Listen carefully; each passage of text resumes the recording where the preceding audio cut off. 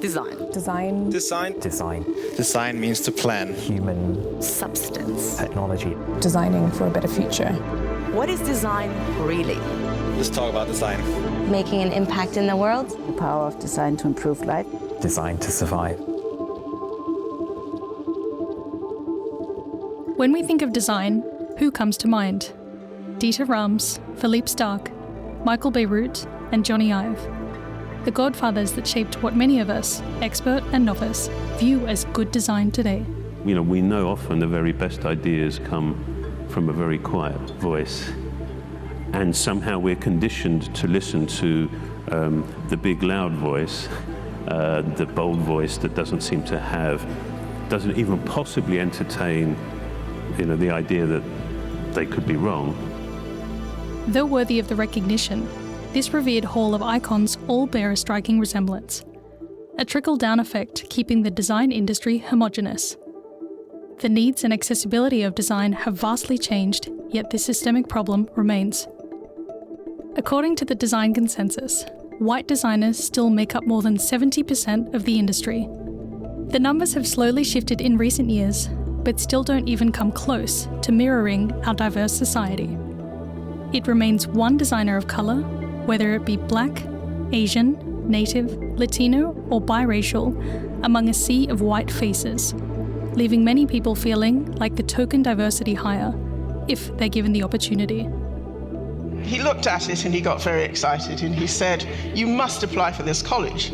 But then he added something which I'd never forgotten. He said, "When you go for your interview and they ask you what you want to do with your degree, don't tell them you want to stay in the UK." He said, "Tell them you want to go home to Africa and practice there. If you tell them you want to stay here, they'll start thinking in terms of you taking jobs from local architects." He meant well, and I tried to argue that home was Brixton. But then I did what he'd recommended, and I got in. But unfortunately, he was right. In 2020, the Black Lives Matter movement finally broke mainstream to confront the world with an uncomfortable truth. And while many companies display concern for changing the status quo, action remains limited. The world is comfortable with seeing people of colour sew our clothes, make our furniture, and assemble our electronics. Yet it seems so difficult to see the community as design leaders. It's not only today's designers of colour that suffer, but our greater society whose complex needs can't be fully understood and met. Future designers who don't see themselves in these fundamentally important roles, and the world that misses out on a wealth of untapped talent. One of the things that I learned I had to do, and I will challenge society to do, is to redefine what we mean by design and designers. Because nurses are designers, lawyers are designers, activists are designers, accountants are designers. And when we acknowledge that we are all playing a role in designing our society, the question we need to ask ourselves are we designing it for the better? And if not, what are we going to do about that? We can never design well for the masses with such a limited perspective. And unless we truly divest from our traditional views of good design, how can we really diversify our landscape of good designers?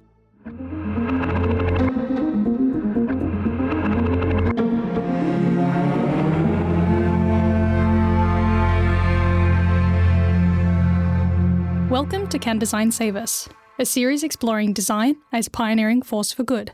We dive into the most pressing problems of our time and meet people using design to solve them. We explore the good, bad, complex, and controversial. My name is Lesley Price from the Index Project, and my guest today is Mitzi Okou, designer and founder of Where Are the Black Designers? The platform supports, empowers, and amplifies Black designers through their career.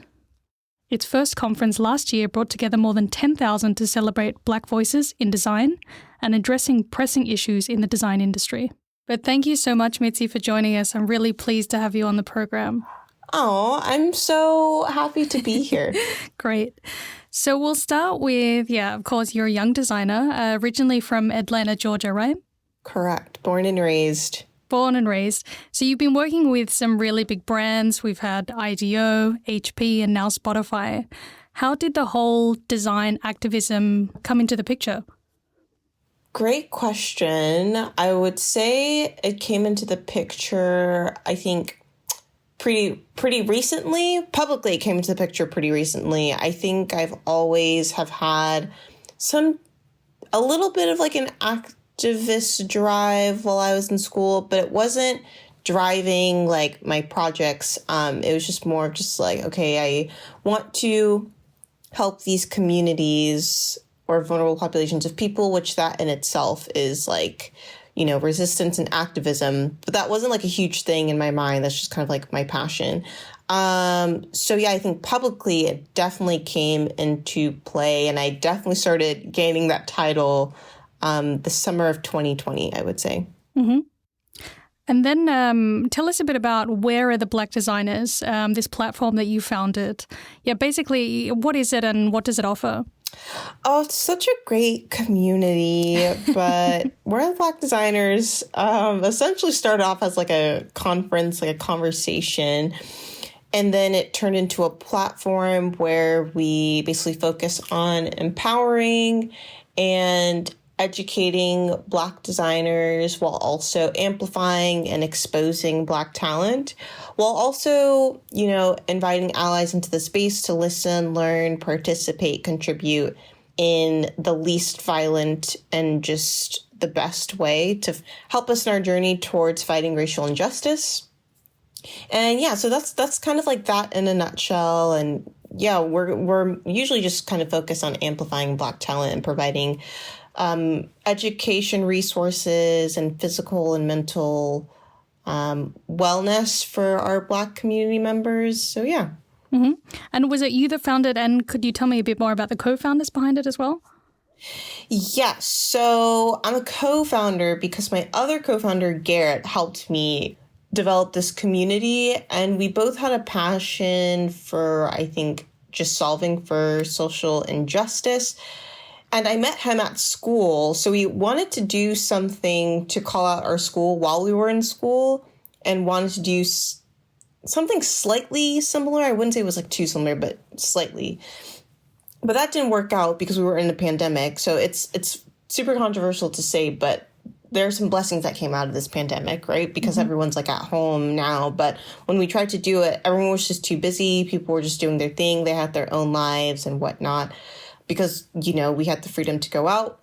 That didn't work out. And then basically the death of George Floyd happened, and it wasn't that ignited the activism in me. It was like looking at the reactions of people, or like not even people, just like companies being like, oh yeah, we support the Black community. This hurts us so much. And I was just like, no. You literally contribute to the field being made up of you literally contribute to the community being made up of like 3% Black people, right? And so you can't really say that. That doesn't make any sense. So I called him and I was like, hey, like, let's kind of like put together like a little community discussion. And he was like, yeah, like, let's do it. So that's how he kind of like came aboard on that. He's definitely just been like a great working partner in all of this, and just extremely supportive and probably like the best ally that I know. Mm-hmm. When you say you wanted to call out your school, what was it specifically? Was it to address basically what you just mentioned, that it is only 3% of Black designers in the industry? It was actually a little bit different. I would probably say it was like more than that. It was the fact that SCAD sits in a very Black city, right? It's located in Savannah, Georgia, or at least the main campus is located in Savannah, Georgia. And it sits in the historical district, which is mainly Black. And they contribute to the segregation in a lot of ways, right? But for an art school and a design school that was like sitting in a city that was super Black, there was just like no connection to building a Black talent pipeline. So I just thought it was really weird that it was a predominantly white institution sitting in a really Black city. Mm-hmm. And there's like no effort in trying to connect the two together and essentially bring in more diversity, because that was an opportunity space that they just did not take advantage of. In fact, it's not that they even took advantage of it. They were doing the opposite. They were like destroying it by, you know, just like not helping in any way, displacing, you know, Black elderly people, as you'll like find in the news. But they have their own version of the story. So I'm not going to really get into that. But yeah, that's kind of what we tried to address the first time around. And how has the reception been? I read that you guys, basically the first conference, there was 10,000 participants. I mean, that's crazy. And of course, you guys aren't the only ones doing it, but why do you think you guys had such great success with it? Well, one, I think it was because we were mysterious, right? Like we were... Actually, that's not even the first part. The first part was we did this like poster challenge that was also like a creative protest, right? That involved designers using their skills to contribute to this like question, this conversation that was publicly asked by Maurice Cherry first, but then even before that was addressed by Cheryl D. Miller. But people were like using their design skills to contribute to something that has just been such an issue in America. And so I think we got so much community engagement, but in the result of it developing a lot of community engagement, right? So it was kind of like this viral spread. When one person did it, they would post their thing. And then another person would be like, oh, I want to do this. And they would post their thing. And I think also because at the same time, like behind the scenes, it was like super chaotic. Nobody knew what we were about, and it was like super mysterious. So people were like, what is this? And people were going to like tune in and be like, I want to know what like this is. So I think that's what really contributed to it, you know, being that huge, I think, because we weren't even expecting it to be that huge, to be honest. So yeah. No, brilliant. The mystery's there. But when you bring all of these creatives together, do you find that their stories they're very similar in the sense that you guys have similar struggles, or do you find that they're all very unique? Yeah, I mean, in a way they cross over, right? But it's like the struggle seems to be quite universal, right? Like, for example, you'll see a lot of people, if you talk to Black people, you'll see one of the reactions that a lot of Black people have, or thought that they have when this happens, is when you see one Black person getting hired at a company, we'll be like, oh shit, that's that one Black person that they need. They're definitely not going to hire like another one. There's like no way. So I have no chance, right? That's the quota field. Yeah. But the experiences and the reactions, I would say, are universal. But the stories are extremely unique, which is why I think we try to encourage bringing in people's backgrounds into their work, because it's just also different and just as important. Mm-hmm. What do you mean by bringing their backgrounds into their work? Right, because it's really discouraged, obviously depending on what discipline you're in, right, to remove yourself from things, to not, you know, talk about like where you come from, like your narrative, but it's something to own because that's what contributes to your value, right? Mm-hmm. And how you can bring a different perspective to the table. And it's crazy because companies are literally just always like, yeah, we want a different perspective, which is why we want to like hire, but you can't say that you want a different perspective, but then be hiring the same people that all look the same. Mm-hmm. So I think it's important to really own your narrative, own your background, own your journey, because I think that putting that in there really, I think, enhances the storytelling, but allows for other people to see themselves within that, mm-hmm. Which I think helps with creating like truly inclusive products, if that makes sense. Definitely. At one point, you said to me that you guys were out calling out companies on social media. And what was you got a very generic response from many of them, I would imagine. Oh, yeah. We got that whole like corporate bullshit. I don't know if I can curse, but like this corporate like response. Go for it. But like the whole corporate bullshit response that's like, oh, well, you know, we're trying our best. This is what we've been doing. We've been wanting to work on projects with this. We haven't addressed this. We haven't addressed that. Like just stupid responses that even then it's like it doesn't really feel genuine. And it's not even them being like, yeah, you're right. We are so wrong for that. Yeah, I can imagine it gets very tiring to hear the phrase, yeah, we're working on it, right? We're planning to do this. Yeah.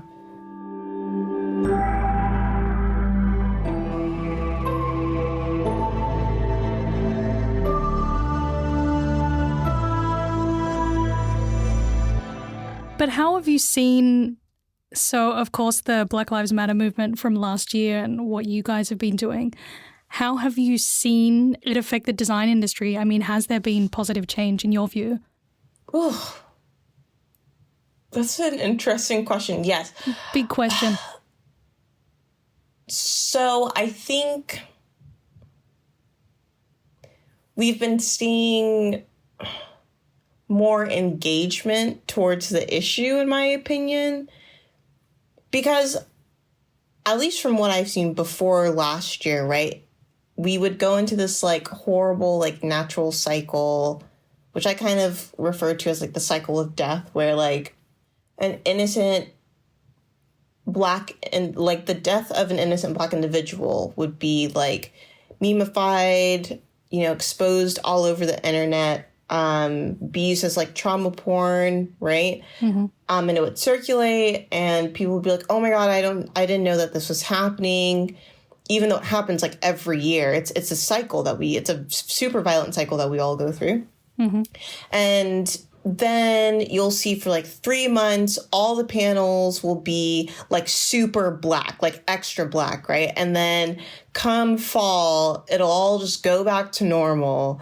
And like the American society will just move on to the next subject.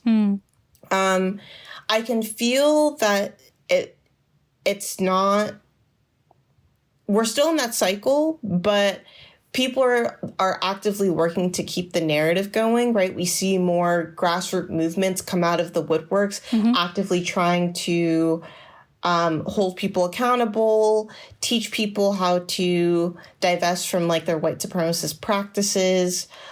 We are seeing companies, you know, be more vulnerable and say, yeah, we're totally not doing a good job. Here's our demographic, which is great to know like where we're at, right? Because companies never wanted to put things out there and we didn't know where we were at. So it was also contributing to a form of gaslighting, because I remember talking to people, to Black people, and being like, yeah, I knew there was something wrong, but there was no way to prove it, right? Because there was no data out there.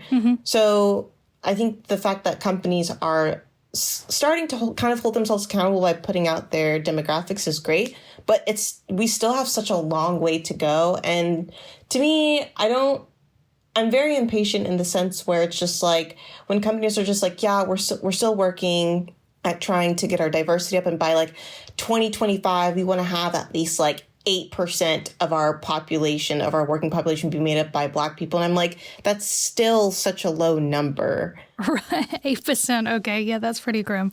Right. So it's like positive wise, it's like, yes, I feel like the narrative is not as dead as it used to be, but at the same time, it's still so slow, and there's still so much resistance towards not going back to normal.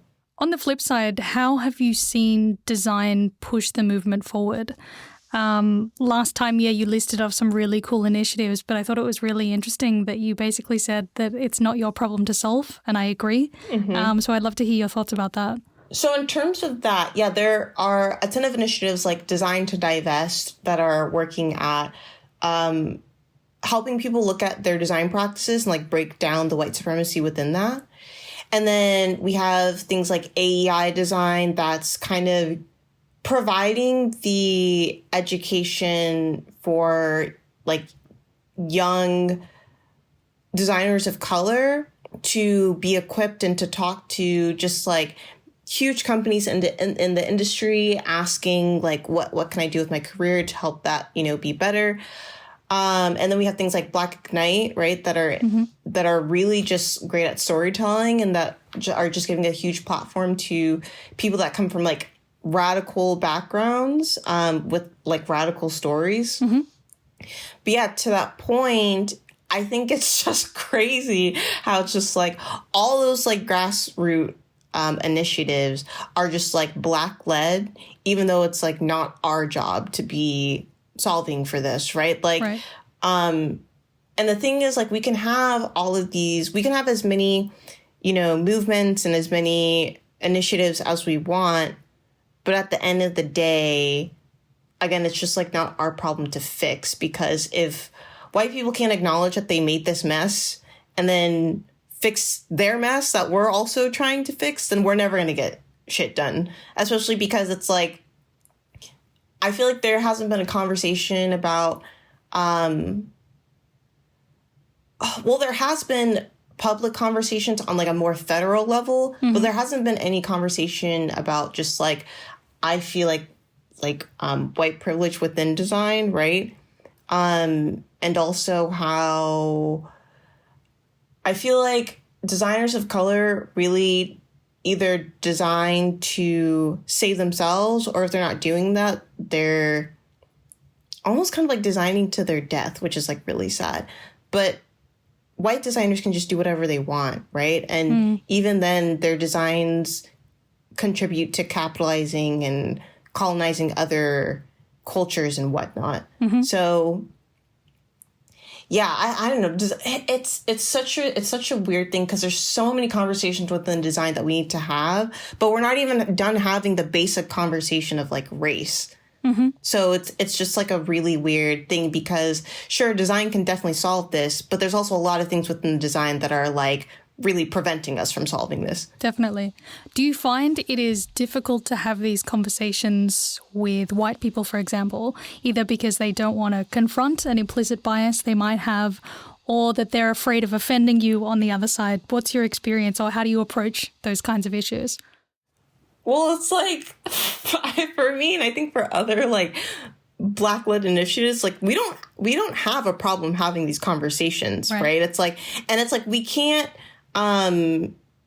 control how a white person's going to feel when we're having this difficult conversation. Difficult, I say it in air quote, difficult conversation with them. It's like, if they want to confront it, that's great, because then we can sit down and like really help. And the thing is just like, I don't think that Black people get offended that easily, right? It's just like, I think we have just allowed, and we still allow space for mistakes to happen, right? But I think it's just, again, just like,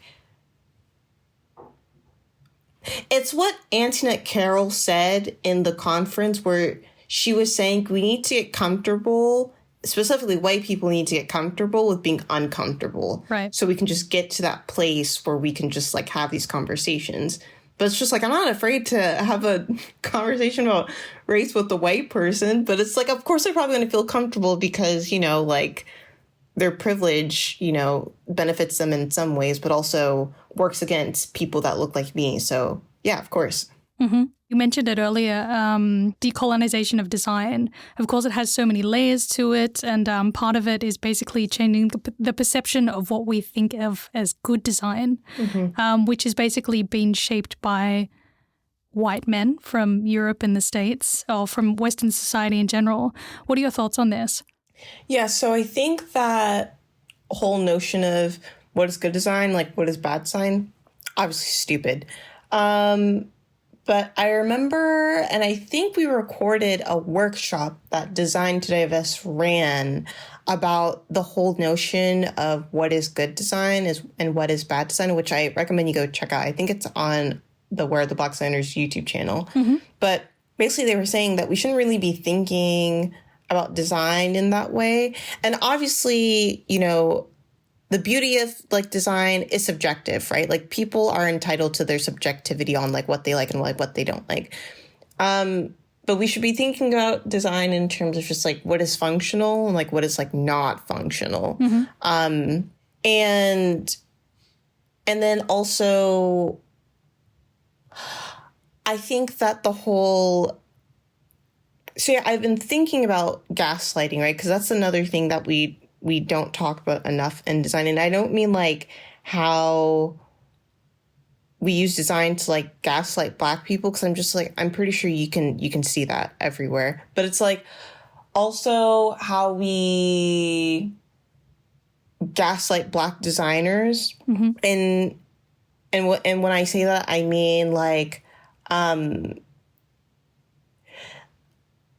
destructive criticism and critiquing. I feel like designers are taught to give feedback and give criticism, but I feel like we haven't been ever taught to listen to people's design decisions and almost have like learning conversations, especially when I think when you're dealing with someone who comes from a vulnerable population, right? And sometimes the way they feel about something that they design creates a certain reaction when you attempt to give criticism. I think we should be talking about how we should be handling that, right? Like, and asking and being taught how to ask more questions so that both parties are learning from each other, but also essentially moving towards the right direction of creating a solution that is beneficial towards, you know, whoever that designer is designing for. So asking, okay, like, what in that person's background is making them feel this way? Like, how can, you know, what questions can I ask more to understand where they're coming from? So that way I can have a conversation with them about, you know, this and that. Yeah, and like that's kind of like what I mean by that. And that, yeah, I think through just like white supremacy and like privilege, I think we've just always have just like taught designers that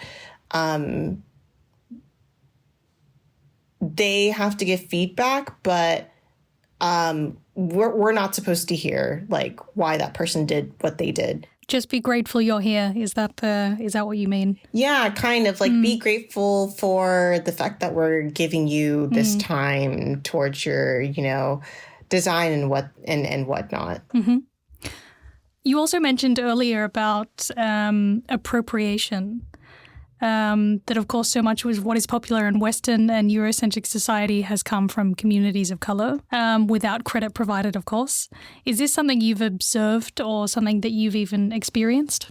Oh, I've observed this like so much. I feel like it's a thing we just see like on a daily basis. It's even controversial right now because at the beginning of the year, there was that whole thing with the Mahjong line about 3 women trying to like redesign quote unquote Mahjong and like totally like erasing the Chinese history behind it and whatnot. So of course I definitely see that like on a daily basis, and it's not even just happening to the Black community. But the thing is, with cultural appropriation, and this may sound weird, at least when someone is culturally appropriating a person of color, at least they're acknowledging that they exist rather than like not doing that at all, right? Which I feel like is 10 times worse, because that's just completely erasing. Like at least with cultural appropriation, you're taking the idea and being like, yeah, I definitely stole that, and I know that you know that I stole that, but at least there's some acknowledgement in some way, if that makes sense. Definitely. You had some really cool points about, you said Black people are going through the worst hardships. If you design for Black people, you're designing for everyone. You also talked about diversity being good for sales, but I think it's really interesting to hear that perspective.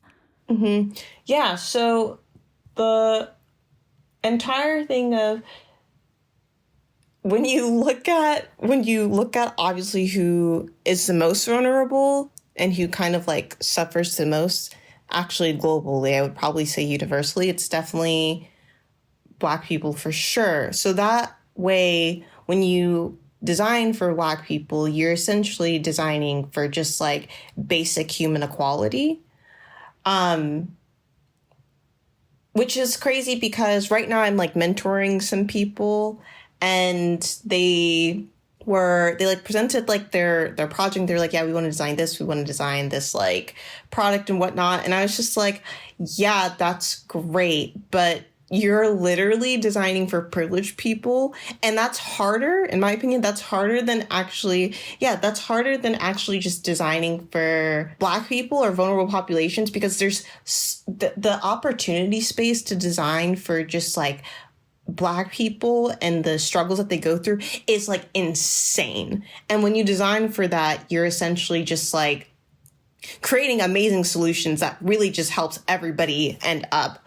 And then also there's And even then, there's all this like data, which is like why I don't understand, like for years. And there's all these like papers and like data that show that, you know, like if you design for diversity, you make more money. Like diversity is profitable. But at this point, we keep telling, you know, these predominantly white companies this, but I think at this point they know that. It's just a matter of them just coming out of their comfort zone and their whole like white trust bubble to bring in more diverse talent to make more money for them, I think. Right. Trust bubble, I like that. How would you like to see the industry change? You had some really good points about it being as simple as basically Black kids being able to see design as a field that they can actually go into, that there's a place for them. Yeah, I think there's an opportunity space to really drastically shift the needle for diversity.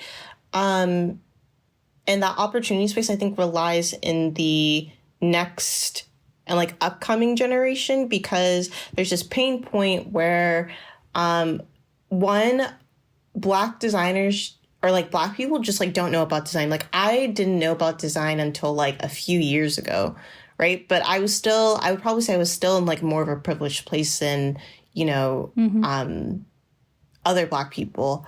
And so I think we need to be focusing on young kids, because in the Black community, and Cheryl D. Miller, she wrote about this, that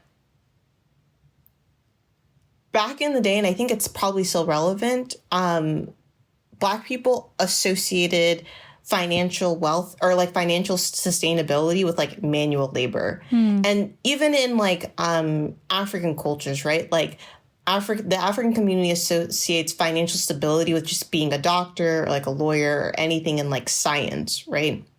Because not enough people are having conversations with them about the fact that, you know, creativity can actually also be a career where your kid can also have financial stability. So I think we need to be going into like low income communities, right? And explaining to their kids, and even like having some type of storytelling narrative that can tell, you know, these parents that, yes, your kid can be creative, but also still like make a lot of money. And I think if we push that, you know, we'll be able to see like more Black people in the future in like leadership positions, because there'll just be like so many of us doing it. But it's like still kind of like a taboo that like, you know, parents don't know that their young Black or brown kid can be a designer. Even then, I remember I was in college and my best friend, she's Indian. And she just thought I was just going to school trying to be like an artist, and I was going to be a starving artist.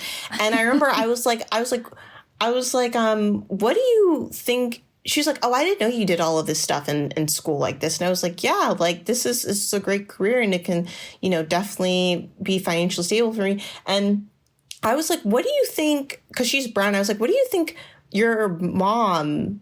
And I was like, what does your mom think that I do? And she's like, yeah, she just thinks that you're going to be a painter and you're just never going to make any money. Right. And I was just like, oh, okay. Okay. Right? So it's like, yeah. So, yeah, I think that's the issue there. You also had some a really interesting point of view that you didn't want the narrative around Black designers, for example, to be just rooted in this whole the struggle, basically. Can you tell us a bit more about that? Yeah, like that perhaps that you also mentioned that when these tragedies do happen, that's only when Black designers are highlighted rather than being celebrated throughout, or just not being associated with tragedy. Yeah, and the thing is just like it sucks, because that's the main conversation that we have now to get us the attention, but in the future, I just really hope that that's not what we have to do to get recognized. Like, I really hope that Black people just don't have to keep dying for Black talent to just be exposed, right? Because at this point, a lot of the reason why Black talent is happening is because people are just like, yeah, we need to do so much more for the community to stop, you know, death and to fight racial injustice, right? But it's like, at the same time, like, that's not our only narrative, right? Like, if you want to hire Black talent because you really like it and you think it's like powerful, not out of just like, you know, a diversity check or out of like, oh yeah, we have to support the Black community because it's just like, we're just like more than just like struggle and like death and whatnot. And it's like a weird coin because it's just like, it's just like a weird contrast that it's just like out of death comes out like beautiful Black talent, but that's just so sad that that's what it comes out of instead of just like, I don't know, just like everyday normal living. It's like when you see a white person getting hired for something talented, they're not being hired out of, you know, anything tragic. They're being hired out of just like, yeah, that's because this person is skillful and I like what they do. And I hope that we can get to a place like that with Black people. Mm-hmm. Are you optimistic with the current generation and I guess the coming generation of designers? Or are you still a bit apprehensive? Oh, I'm super hopeful with the next generation because I think even with the generation now, the talent is insane. But if we can just find a way to, again, go back to these communities and, you know, really make like design education and like an awareness of design normalized for young Black kids at a really young age, the wave of talent that's going to come up in the next generation is going to be insane. So I'm super hopeful for that. I just think we have to put in the work to like make that happen. Definitely. So what's next for you guys? You've got a virtual exhibition coming up with Where Are the Black Designers? Can you tell us a bit about that? Yeah, so it's Black History Month, but we want to do something special because, again, there's kind of like this pain point where it's just like we would be getting a lot of messages that were just like, hey, do you know any Black designers that do this? Or do you know any Black designers that do that?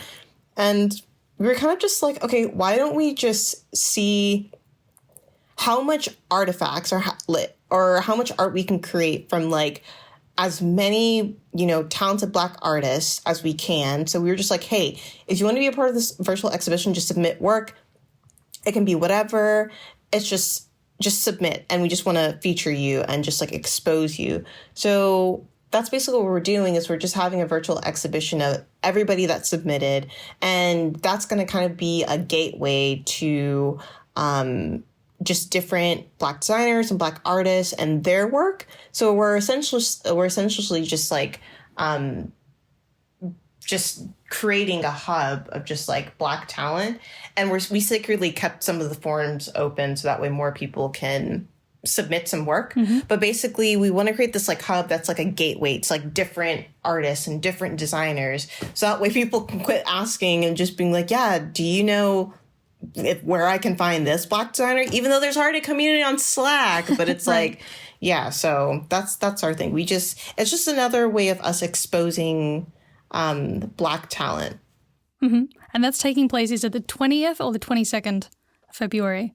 So the date is floating because just being super transparent, but the date is floating because we're still working on the logistics of the website. It was originally supposed to be the 20th, but we're looking towards like, I want to say somewhere in between like the 21st and the 25th. So something like that, but it'll be out there and we'll have an event and we're going to make a big deal out of it. So you're not going to miss it. No worries. Thank you so much for the conversation. Thank you for being so candid. Yeah, it's always a pleasure to talk. So thank you so much, Mitzi. Yeah, thank you so much.